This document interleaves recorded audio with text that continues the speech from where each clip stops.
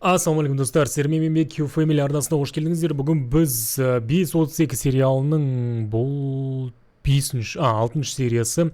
Бұдан бұрын комментарияға жазған 6-шы серияда 1-2 бөлімі бар дейді. Соны біріктіріп, түсірші деп бір талай адам жазды комментарияда. Сондықтан сөйтеміз достар, сіздер болсаңыздар, міндетті түрде лайк басып, арнаға тіркеліп, қоңыраушаны шертіп, все уведомленияны басып, және де комментарияға бір өз пікірлеріңізді жазып кетсеңіздер, сіздерге көп рахмет достар, жалпы қолдауға рахмет. Кеттік жарайды. Ал кеттік.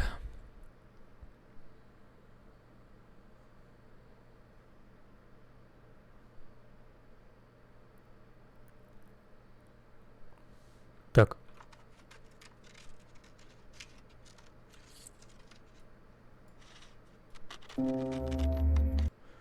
Так, серийный душегуб убивает и расчленяет девушек, дейді. Учение свет, а не учение тьма, или наоборот, дейді. Газетные вырезки стилаторовые. Так, кейін алтын стирай. Қазір. ВК-да да енді бір-екі реклама бар, кішкентай.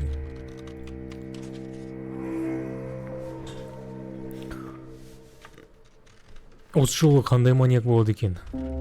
Өзіме қызық болып тұр, шыны керек.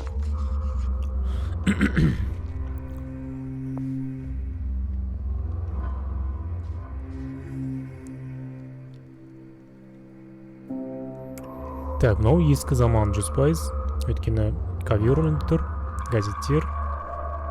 Қазір газет ешкім оқымайды ғой.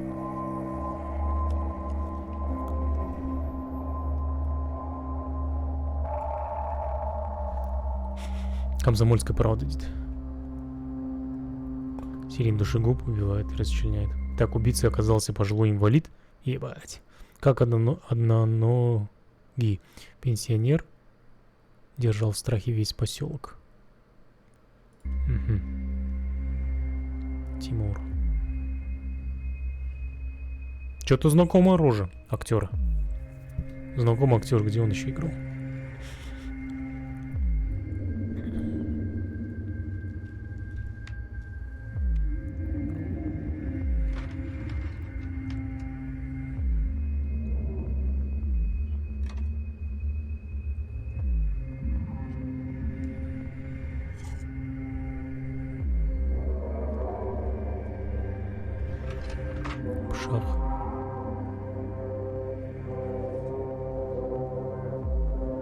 Ой, если это какой-то отмороженный маньяк, походу.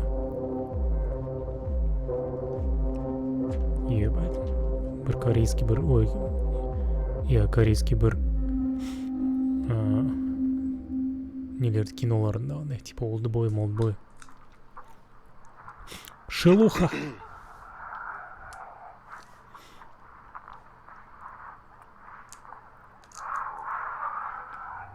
Бля, где я видел этого мужика? Хайдан көрдім, интересно.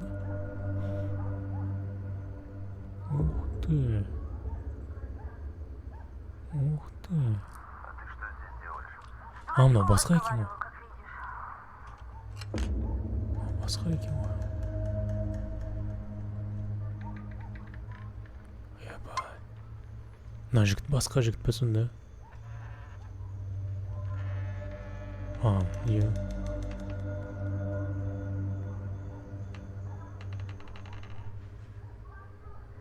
Типичный морд-бар казахский мужлан, дейді ғой.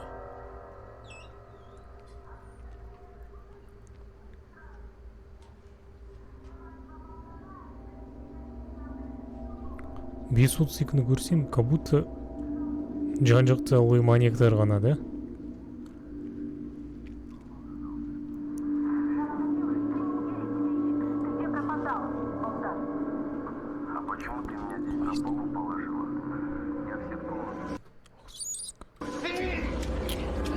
Здесь жестоко.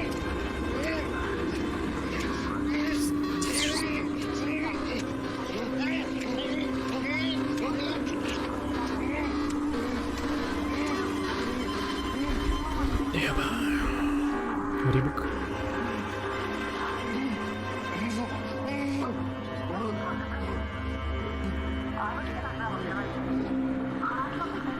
За что?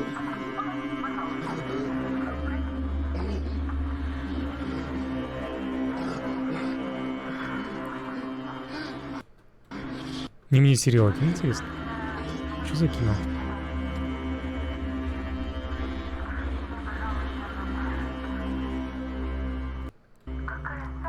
Но перекресток, по-моему. Я кімнің есінде перекресток деген сериал сол деймін вроде. Горизонт 206 дейді, ебать. Бұрын, короче, қараңдар, мына жерде каналдарды, по-моему, переключать етеді, если мен қателеспесем уже. Ол мынандай ручкасы болады, несі, переключателі болады, ол переключатель обычно сынық бәрінде. Бәрі адамдар ұсынады, андай пассатижі бар ғой, плоскогубцы, пассатиж. Сонымен переключать ететін каналдарды, короче.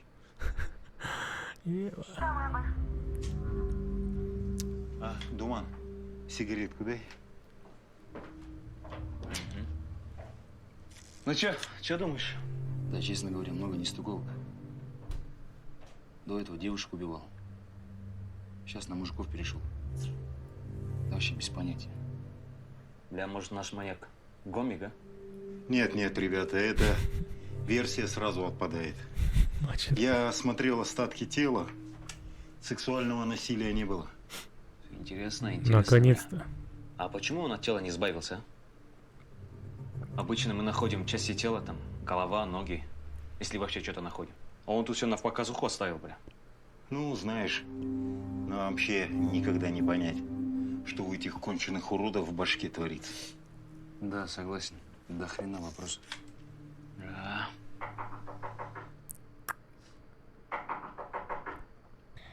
Покойся. Покойся. Аш есікті. Я не хочу разговаривать. Покойся. Ты же меня знаешь? Убийца, что? Я сейчас эту дверь ушатаю. Нервыма тиме, аш есікті.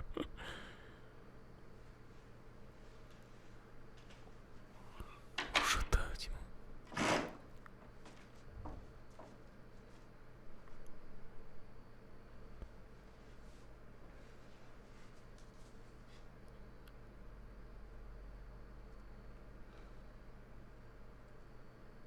Ты что думаешь, что я слепой, что ли?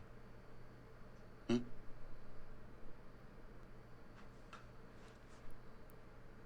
Покойся. Ну ты же моя сестренка. Моя кровь. Жаным, мен сені өте жақсы білемін ғой.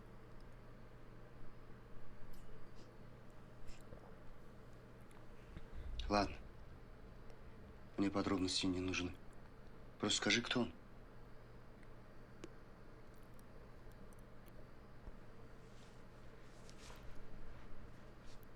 Ай, Макуся. Кто-то обидел Макусю.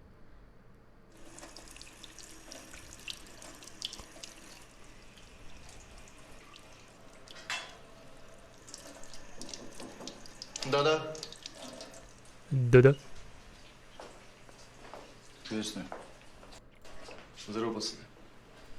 Уголовный розыск.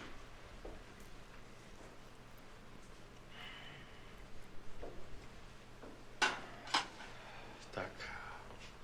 Олег, ваш друг, да? Да. Ну, не только друг, он брат мой сводный. А что такое?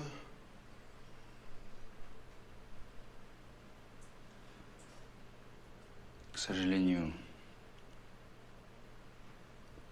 сегодня он был найден убитым. В смысле? Как? Нет. Не может быть.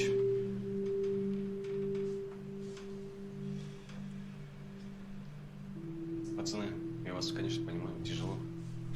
А это Но протокол есть протокол. Надо ответить на пару вопросов. Да. Свидетели говорят, то, что вы всегда вместе работали. Лучше всех его знали. У него не было ни с кем конфликтов на работе, вне работы. Да нет. Ничего такого не было.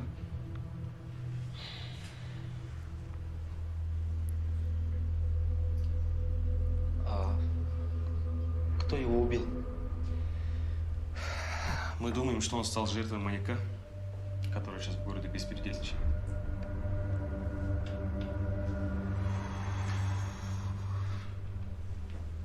Ну вот этот чувак, ладно, сводный брат Тидова. А тот чувак что паникует? Ладно, пацаны. Мы сейчас не будем вас напрягать, хорошо? Сейчас похороны, оно все пройдут, потом поговорим. Да. Если что, будем на связи. Давайте.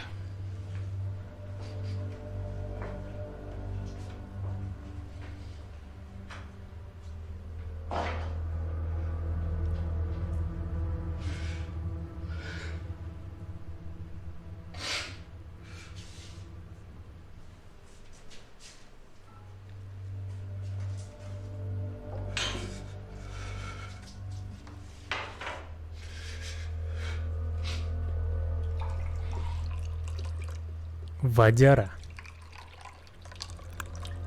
Бадяра. Водка верная детеба.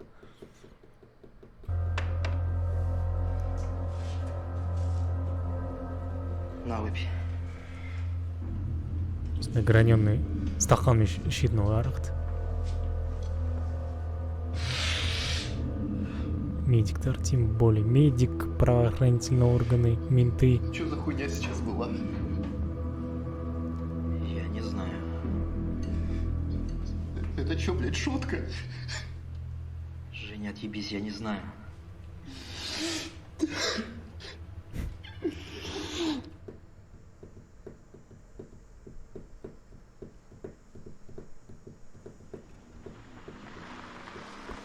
Жамбыл облысы Қаратал деген жер деді ма? Қаратал жер деген әдемі жер екен ғой онда, иә? Что-то какая-то мутная тема, бля. До этого 5 проституток завалили. На куски разрезали. Енді санитар, бля. Вообще не в тему. Слушай, жаңағы екеуі саған странный көрінген жоқ па? Может, их тоже в разработку возьмем? Да нет, ты чё? У них же алиби. На дежурстве были. Свидетели есть. А то, что вели себя странно... Ну, не знаю, как бы ты отреагировал, узнав о смерти брата.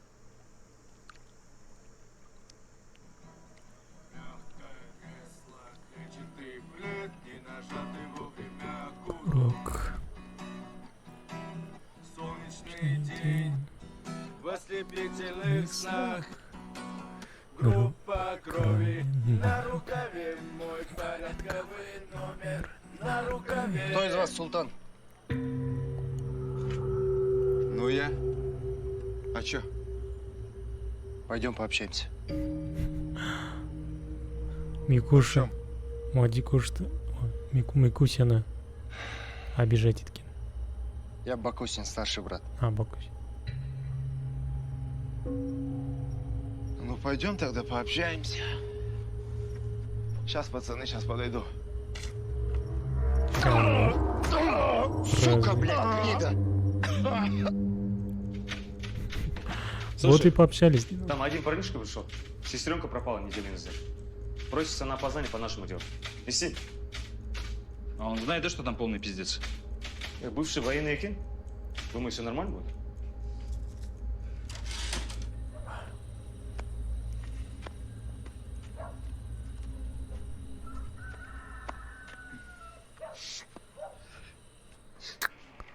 Маскүнемдік деген өте қатты болды ғой. Совет өкіметінде, постсовет өкіметінде уақытында маскүнемдік деген ол прям кәдімгідей не болды. Қалай айтушы еді қазақтарда?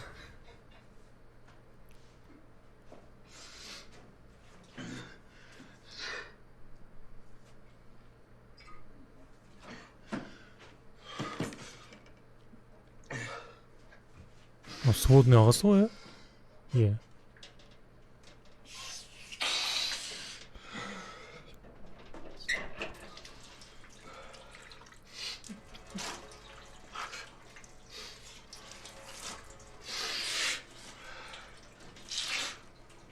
90 жылдардан кейін қалай адамдар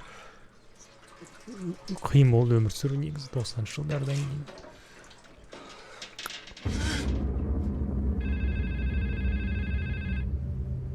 Он настигает всех, типа. Еще одно убийство.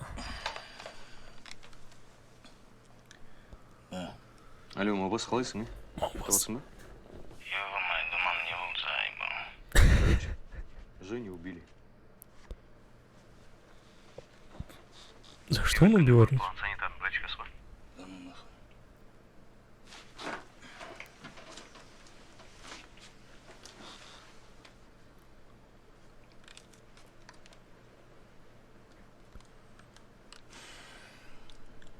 Ладно, давай, уезжай. Ладно, тогда на адресе увидимся, хорошо? Ментирный врос, ой, да.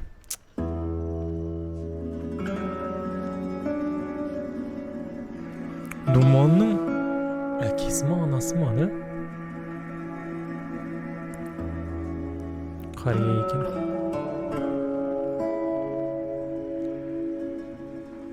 Инвалид екен еще.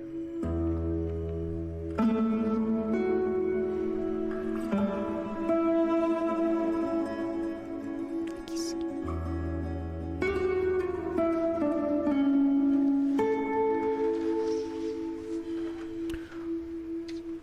Қызық факт, бір факт айтайын ба, қызық. Адам қартайғанда өсуді тоқтатады ғой, да? Ну, в смысле, қартайғанда емес, жалпы. Қартайғанда наоборот сола бастайды, соли бастайды. Высыхать ете бастайды. А вот құлағы продолжает расти, білесіңдер ма? Адамның құлағы то, что өсетінін до конца жизни. Қараш, құлақ қандай үлкен, жалпы үлкен кісілердің, байқадыңыздар ма? Үлкен кісілер, қария адамдардың құлақтары үлкен болады. Өйткені құлақ, по-моему, өмірдің соңына дейін өсетін сияқты как будто.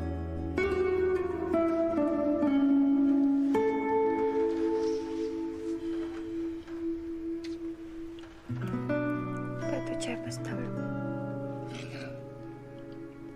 Спи, я на работе. Хорошо.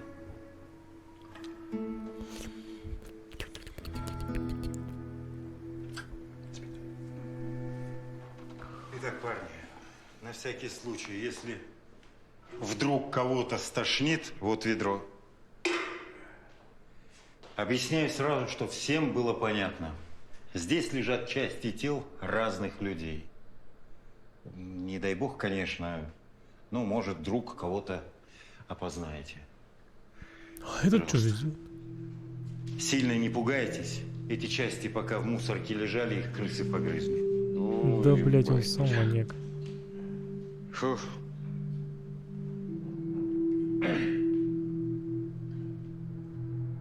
Нет. Ну, прошу сюда. Значит, здесь тоже части тела, но они долгое время пролежали в воде. Тоже не в лучшем состоянии. Блин, Пожалуйста. что-то не похоже, что в воде. Долго пролежал.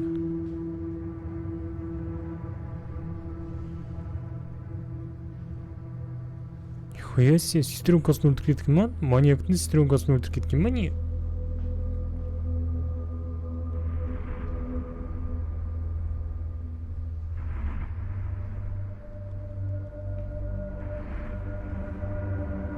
Нет, ее здесь нет.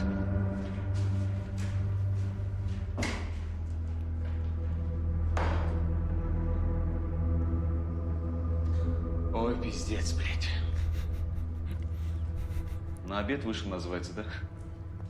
Ну, извини. Че, холодно, что ли? Нет, нормально. Да все, пришли. Че ты, ну, долго идти, а? Че, натерл каблуки, а? Да, пойдет. Бля, куча не убрал. Короче, вот домой. Ну, не мой, братишки. Понятно. Давай, заходи. Так, подожди. Че, пацаны, Что, новая хронология? знакомьтесь. Украшение нашего вечера. А, Олесь. Так, стоп. все, это прошлое. Так, это прошлое, смотри. Это вот брата первого, который убили бірінші өлтірген мынау Бауырын, который өлтірген. Мынаны орындықта өлтірді, анда өлтірді терезенің алдында. Мынау, короче, екінші қалпақ киіп жүрген, значит, олар жақын болды барлығы. Түсінікті. Вас что, трое, что ли, будет? Ты не парься, ты чё? Тройничок? Братишка, это мой кентубас. Не боись, не обидим тебя, доплатим нормально. Здрасте, Тройничок Женя. намечается.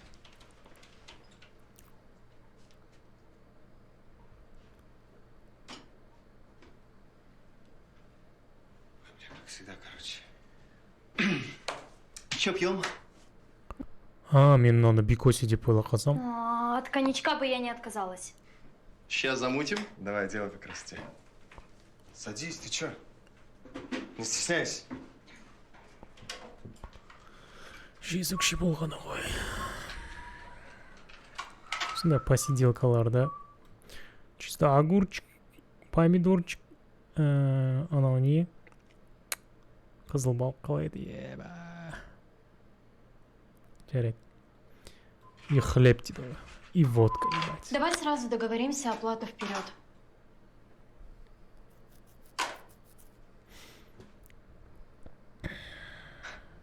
Да без проблем. Қанша теңге екен? Бұрын. А теперь давай. Потанцуем? Ай, бля, неохота. Давай лучше сразу к делу. А чё, стесняешься? Давай потанцуем, говорю. Что за музыка? Ну,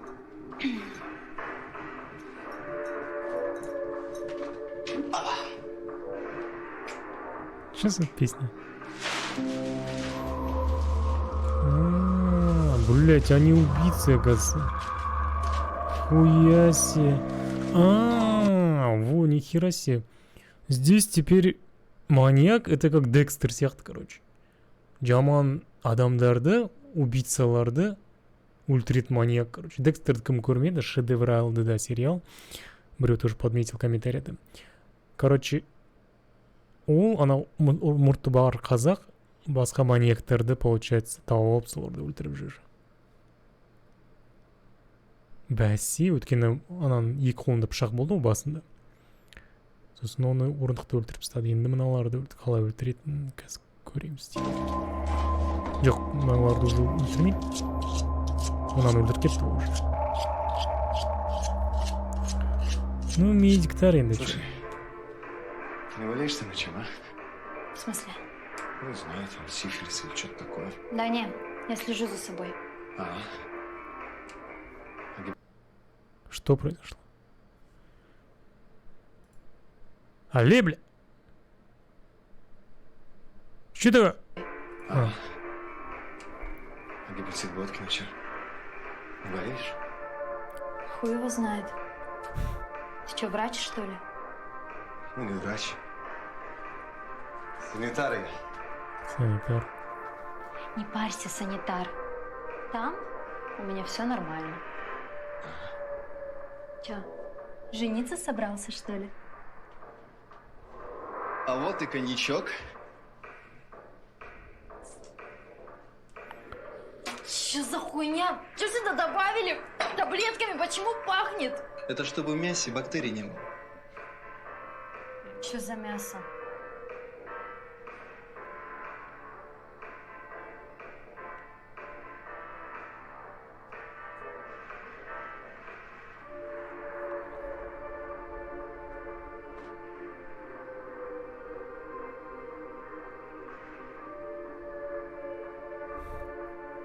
Твое мясо.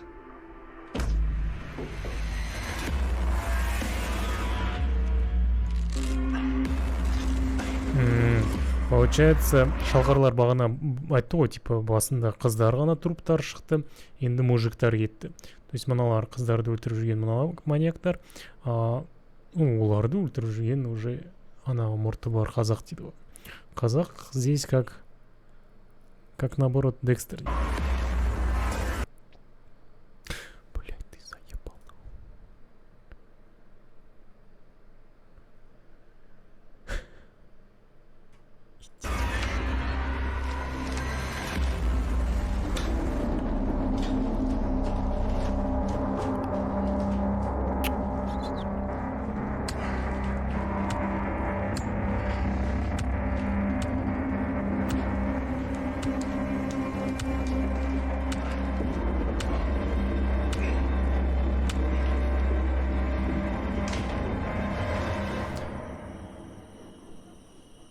What?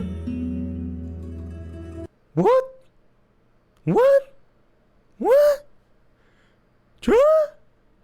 А? Так, подожди. Подожди. Ну, мен түсінуім бойынша, ана мұртты қазақтың, значит, Бакусиясын сестренкасын мыналар тоже дәл осылай, білмеймін, кіргізіп алып, но ол білім жезтырнақ, ой, жезөкше емес, вроде. Бірақ та оны, наверное, өлтір кететсін, анау мстить жасайды, короче. Вот солай. Ну, маньяк емес, по идее, просто месть жасап жүр, походу, солай. Так, let's go, жарайды, жалғасын, кеттік. Оған айтқан болдым, сразу екеуін.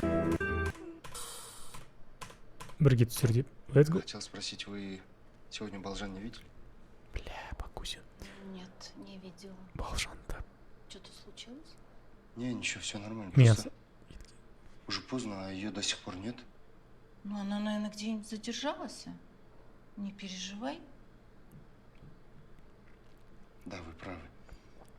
Вот тут Скорее мужик, всего, в видно, не технике маньяк. Задержалась. Просто Извините еще раз, доброй ночи. хороший чувак вроде. Ну, не переживай. Все будет хорошо. Ну, бля, легко сказать.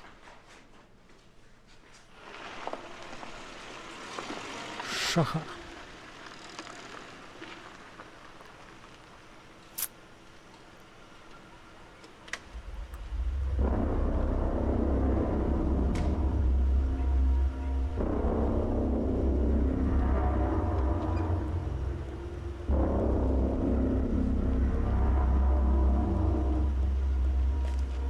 Уф.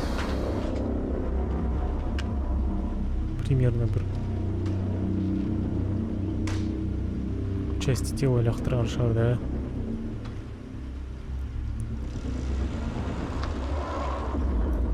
Бұрын камералар болмады бүкіл жерде. Тоже негізі, да? Раскрываемость аз болды. Камералар. Ой, ебать, бля. Здравствуйте. Привет, Самара.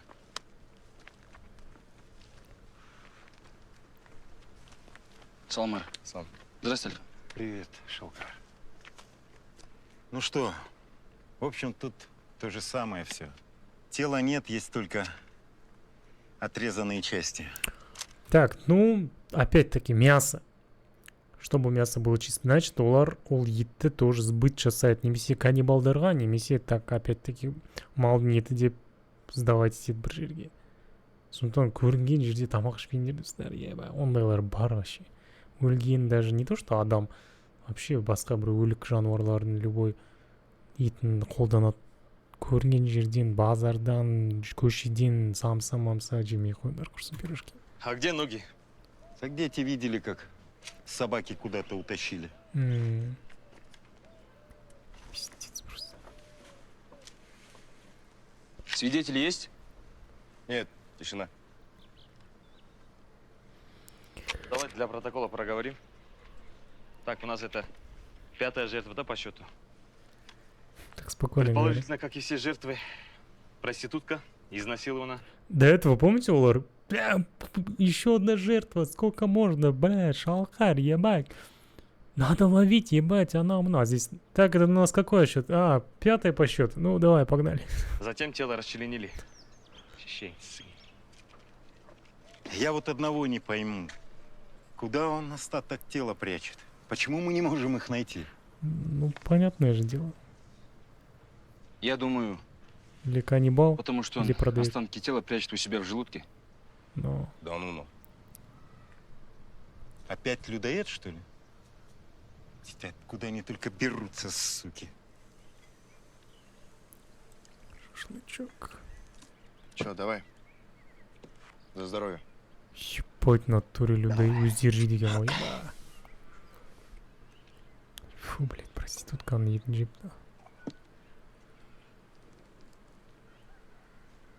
Оларды далбой екен, ә?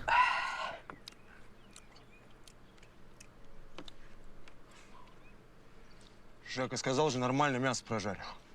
Сюда иди. Пробуй. Жека, братчика, на побегушка. Адам нет. Ну, нормально Не прожарил. ұқсайды екен. Охуенный шашлык. Значит, маринад херовый сделал Женя. В следующий раз сам тогда делай. Эй, щенок, рот закрой. Я тебя выебу сейчас. Олег, Олег, харе, давай.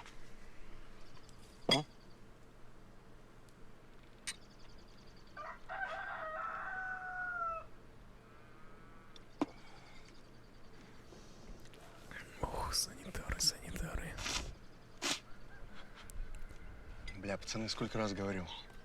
Давайте нормального мяса поедим, молодого. Братан, мы с тобой 100 раз это обсуждали, это опасно. И чё опасно, а? Сколько раз прокатывало опасно? Слышь, ты, Святоша, не прикидывайся, понял? Между прочим, всю эту тему ты замутила, а? Давайте санитарами будем, давайте город от шлюх чистить будем, а? Вот, типа, такая тема, да? То есть они возомнили себя санитарами от шлюх. Ну, в целом, Кмет Чикатило ма или кем? Не Чикатило, не российский, а этот, который. Американский халат, еба. Маньяк. Ол тоже только проституткаларды өлтірді ғой, оны сұраған кезде ол айтқан болатын, типа. Я, ну, чищу наши улицы от проституток, типа. Ну, если честно, он просто не... Это просто меньшее зло. Просто прикрытие, не прикрытие, это обоснование своих маньяческих дел. Өзін өзі кішкене жұбату ғой, по идее. Былай маньяктың аты маньяк қой. Какая разница, убийство? Короче, Кімді өлтірсе де. тебе сказали нет, значит нет. Кто тут главное, интересно?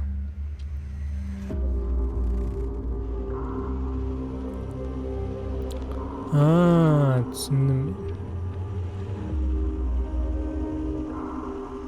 Анау жала шықты ма сонда?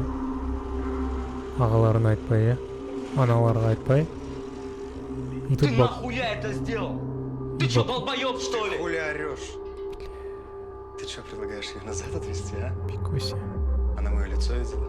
Нахуй я тебе что сказал делать? Сидеть дома, не высовываться! Короче, Антох, что сделано, то сделано, да? Мне нравится пизду. Что ударит?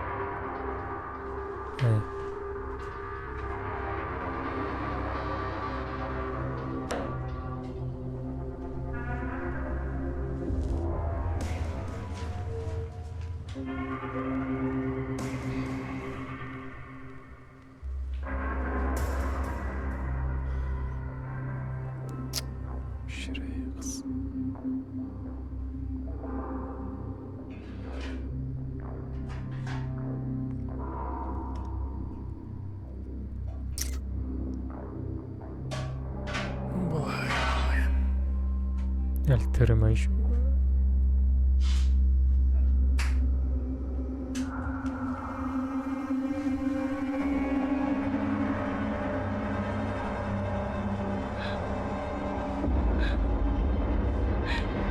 Прикинь, бір күні сендер осындай бір ваннада естен жиып көзіңізді ашсаңыз жан жақта бір ваннада жатырсыздар байлаулы. Бітті ғой, да?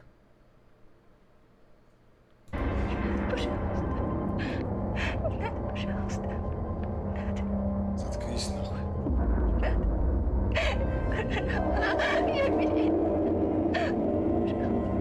Пиздец, беременна еще.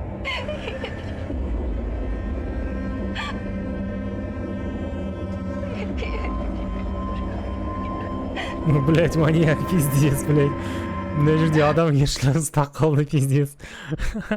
Беременна дегеннен кейін пиздец, пиздец, блядь. Адам болып кетті, на. Адамгершілігі ұрып кетті.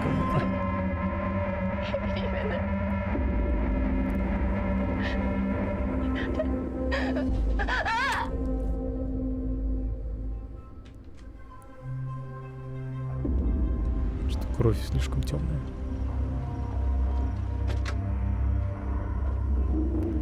Для свежей крови слишком темная кровь. Что-то.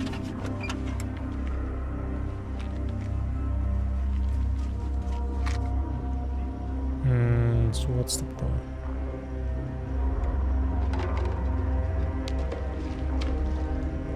Таяз су екен,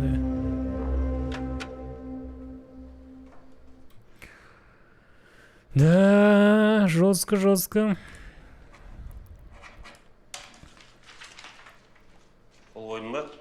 Я қойдым. Бля, соғышыңы бәрі. Қаттойны брачка. Қарындасың скоро келеді үйге. Қалай уайымдама. Қарындасың жас, әбден мощный. Қалада жүрген шығар бір жігітпен. Ебать, статья это. Конченый, за базаром следи. Ты чё, сука, охуел, Милициямен қалай? На нахуй левый. Пиздец вырубил. В жопу засунь свои погоны, долбоёб. Перед тобой боевой офицер стоит. Еба. Сука, ты бы с нами в Афгане часа не продержался. Афганец. Сука, гнида. Понял. Пиздец, афганцы, они же, бля, контуженные волоки, бля. Пиздец. Помню, брал афганец. Кипр, бля, жестко контуженный. О, привет. Здравствуйте. Привет. Ну и вот. Угу. Че здесь? Бля, тут какие-то непонятки творятся. Парни, я вот одного не понимаю. Кому эти братья-санитары дорогу перебежали? Угу. Одного фарш искромсали, а этого вон как собаку зарезали. Ну, значит, они от нас что-то скрыли. Пиздец, пшах. Ты личные дела пробивал? Дом чей? Да, я пробил. Короче, и Блядь, неужели отпечатки нет? Орудие убийства, бар. Ну, неужели отпечатков нету, ебать? Не думаю, он же не в перчатках же пришел. Наверное, все-таки да, блин, мне кажется, хер его знает. на жертвенника. По делам ничего такого. Санитары как санитары.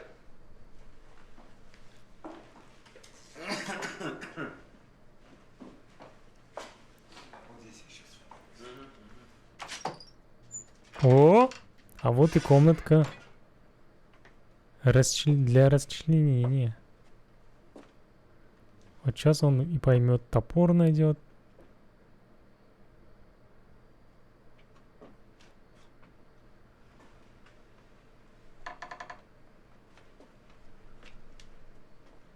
О, подвалчик.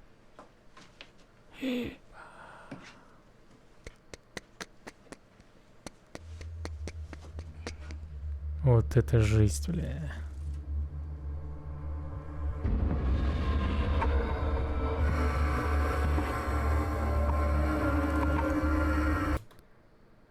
Ну, с оленя двора раз надо.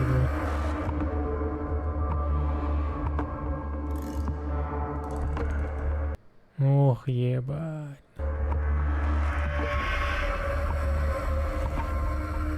Не, джал жирный такие интересно. Вещдок копи здесь.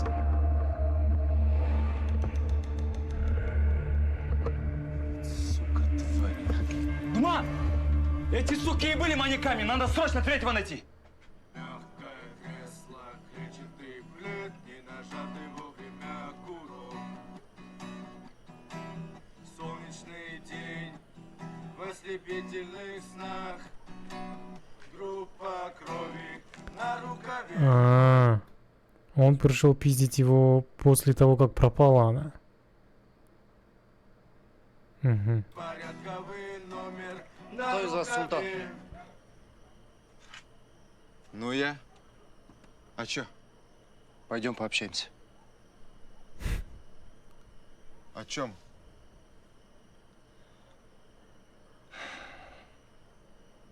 Я Бакосин, старший брат. Ну пойдем тогда пообщаемся. Сейчас, пацаны, сейчас вернусь. Чё скажешь? Насчет чего? Хорош в кино играть.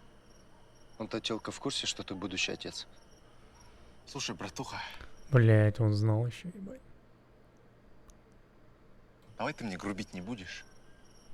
Бакося мне там рассказывала, что ты Афган прошел, анау-мнау. Но я тоже пуганный. И не таких ломали. Слышь ты, если ты такой храбрый, то почему трубку не берешь, когда Бакося звонит? Чё, дела сделал? И как черт загасился, да? Слышь, сам ты черт. За языком следи. Может, она вообще не от меня залетела. Сука ты, гнида. Хорошо, что такой человек, как ты, не стал частью нашей семьи. А ребенка я сам воспитаю. Долбоёб.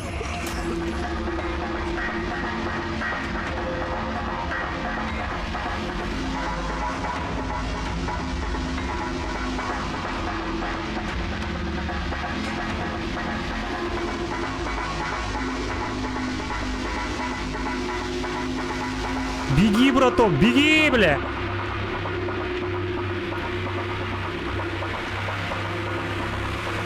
По сути, много зачинщик. Ебаснан.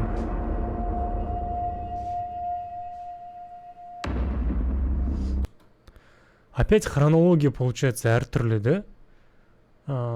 Ананы ол жоғалғаннан кейін ұрды. А мыналарды ол өлтіріп жүр, потому что уже білді то, что Бакоси мыналар өлтіргенін. А қалай білді, сұрақ?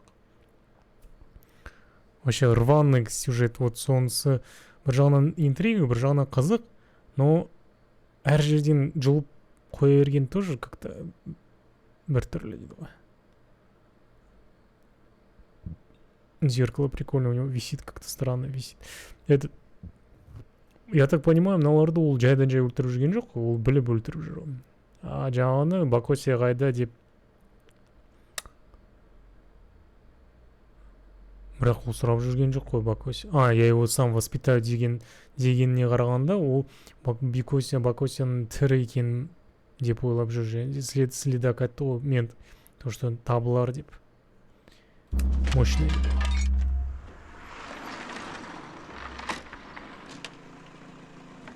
Еба. Комби.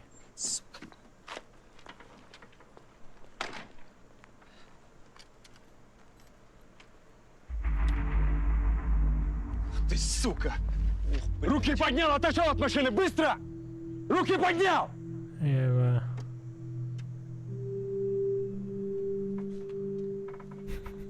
Бля, хотя бы затонировал машину или хотя бы чем-нибудь Руки поднял, я сказал! прикрыл бы. Тихо, тихо, тихо. Блядь! Ебать. Тихо, тихо, тихо! Блядь. Мужик, успокойся. Руки поднял! Чику, ставь на место, быстро. Да, бля, по идее, когда он вообще по протоколу, они должны уже стрелять. По идее, стрелять должны были, да? Сендерге менің ешқандай претензиям жоқ. Но я должен закончить свои дела до конца. Где третий, блядь? Тоже завалил, да? Нет. Он в багажнике. Та девушка в морге кто тебе? Он узнал ее. Ну откуда он узнал, что именно олар өлтіріп жүргенін қайдан білді, интересно? Сестренка.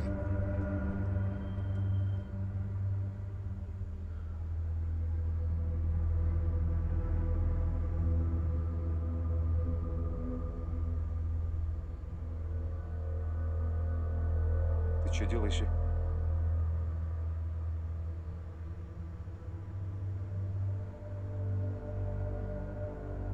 Знаешь, почему я стал ментом?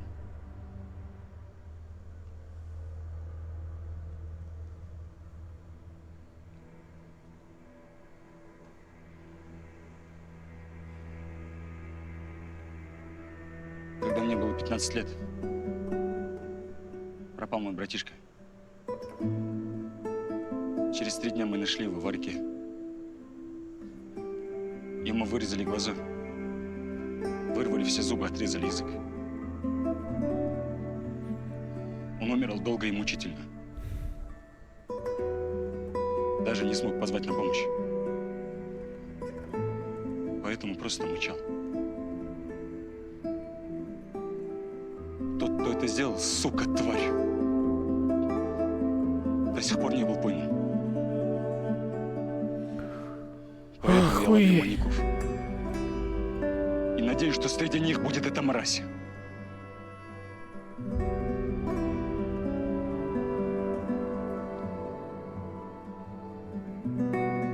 Не, пацаны. Я по-любому его завалю.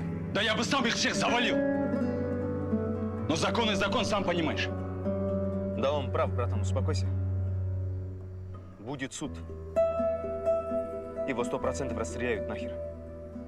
Если до суда доживет, блядь. Мне кажется, за Эктардың өздері отпускать етіп жүреді оны нахуй. За его действия, блядь. Так что успокойся, братан.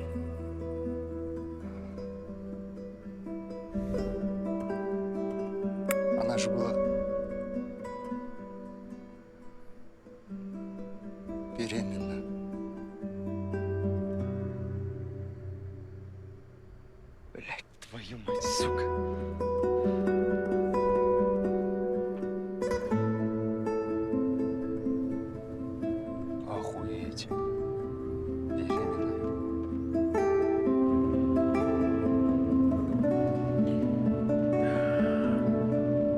Че, вы его отпустили, да?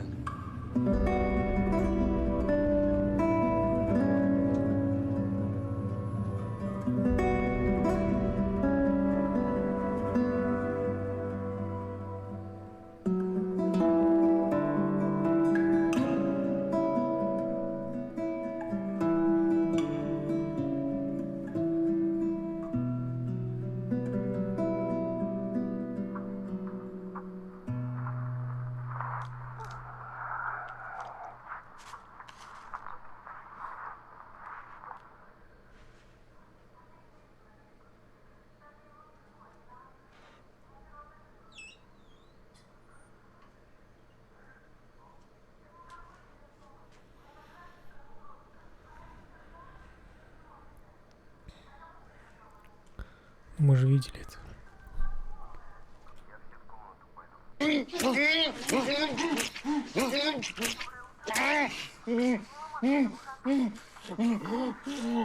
Жесткий афганец, да?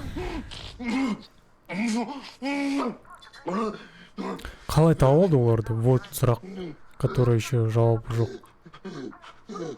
Именно оларды өлтіргенін қайдан біледі оны?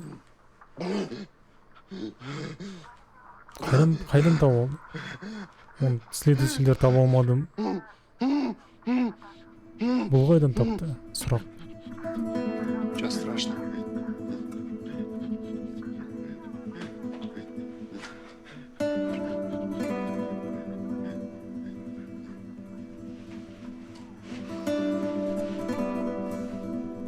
Вы, суки,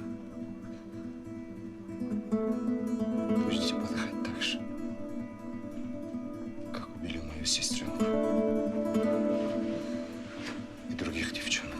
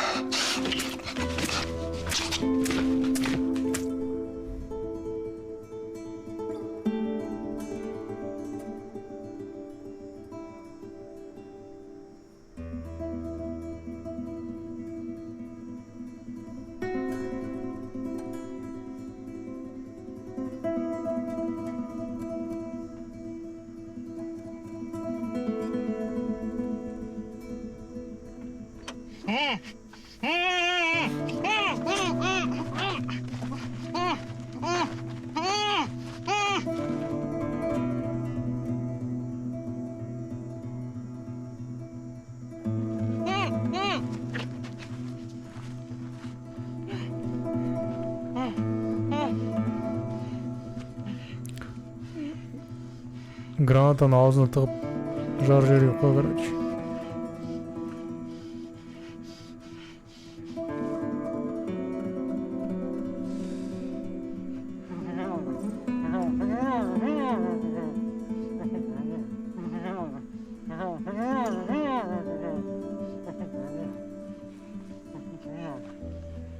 Жесткий казах.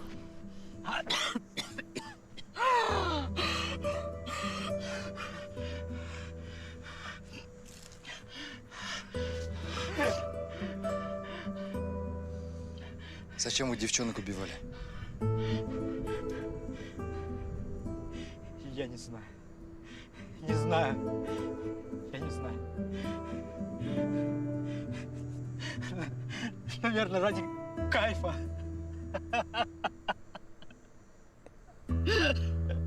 Хоть шындығын айтты.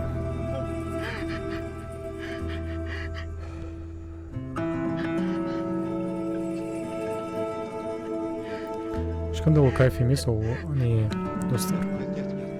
Психикалық ауытқу ғой. Нет, нет, нет, нет, нет, нет, нет, не надо, нет, нет.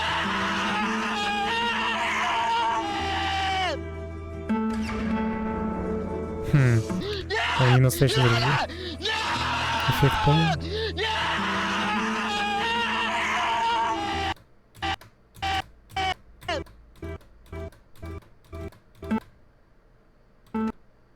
Угу, это эффект.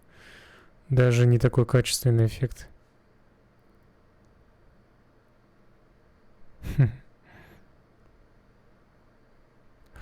потемнее жасау керек еді.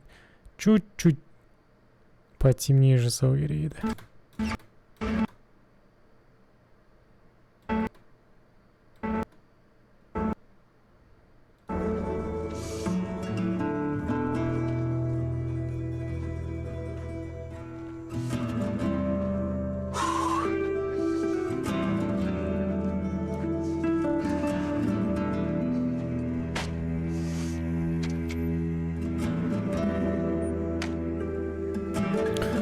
Мен школьник кезінде осындай комби деуші еді вроде, да?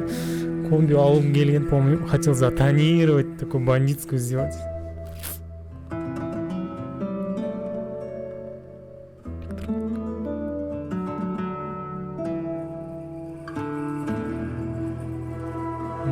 Сдаться пришел, нифига себе.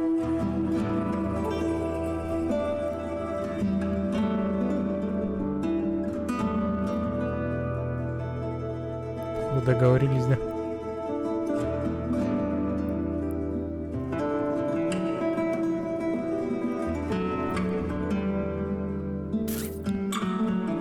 Да он прав, братан. Успокойся. Будет суд. Его 100% расстреляют нахер. Если до суда доживет, блядь. Мне кажется, Зектардың өздері обыскать етіп жүреді оны нахуй. За его действия, блядь. Так что успокойся, братан. Ну-ка, за какие действия? За то, что он убивал проституток? Мне кажется, среди зэков это педофилдер, пидорастар, гейлер, и там анасын, әке-шешесін өлтіргендер, насильниктер, ну, в основном педофилдер. Вот солар, олар өмір сүргізбейді оларды, отпускать етеді. А просто убийство проституток, да, они сами там сидят за это. Так что...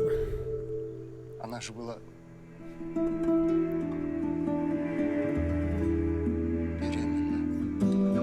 Твою мать, сука. Да, братан, ты же понимаешь, за самосуд тебя посадят. Конечно, понимаю. Но я по-любому должен довести это дело до конца. Потом приеду и лично сендерге сдамся. Пацаны, это слово офицера.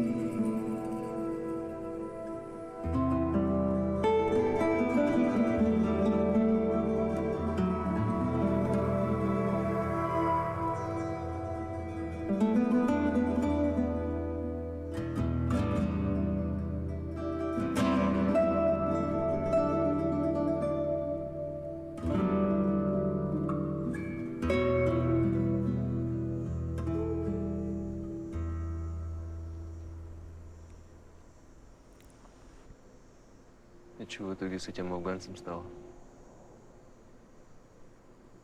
Посадили на? А, расстреляли на? Дали пожизненный срок.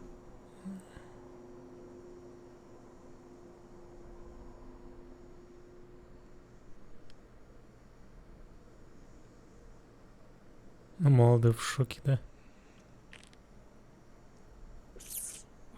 Убил 3 конченых животных, отдали пожизненно. Стоило ли это того? Ну, у него больше никого нет, я так понимаю.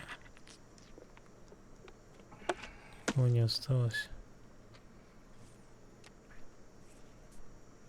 Ну, поехали. Ну, менты вот так вот бросают тоже. Какой пример он подает? Бля, пиздец.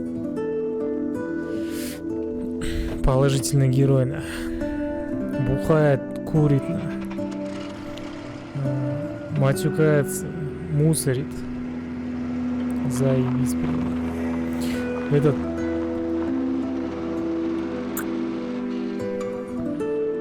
Жалпы маған 532-нің сериалдың ұнайтыны тағы бір жері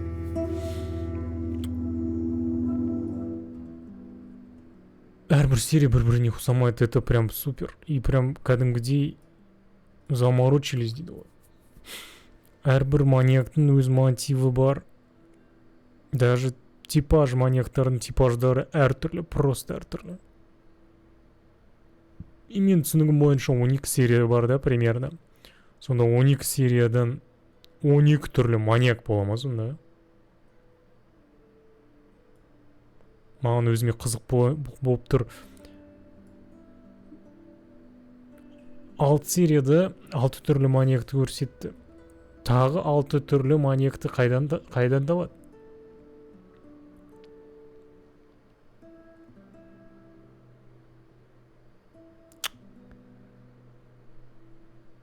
Содан кейін бір айтарым, негізі бывший афганецтармен байқау керек. Негізі бывший афганец, соғысқа қатысқан адам, қазір мысалы СВО-ға қатысып қайтып келген гражданкаға адамдар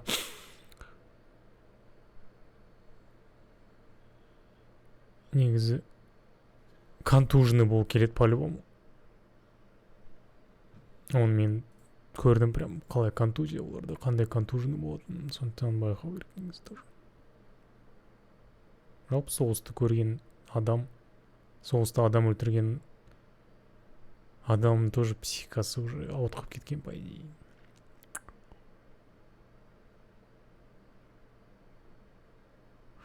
Күшті серия. Оннан 8 деуге болады. Жақсы серия, ұнады маған. Әдемі түсірілген. Анау афганец приятный персонаж.